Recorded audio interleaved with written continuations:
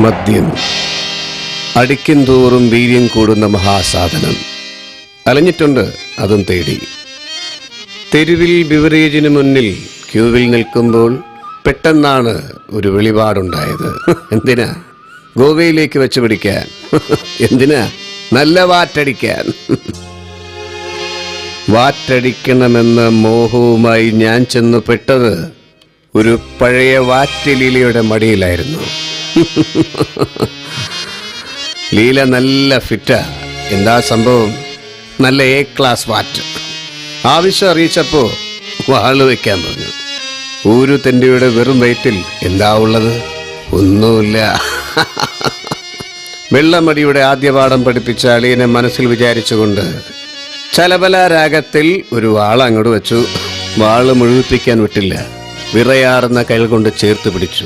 Leela flat.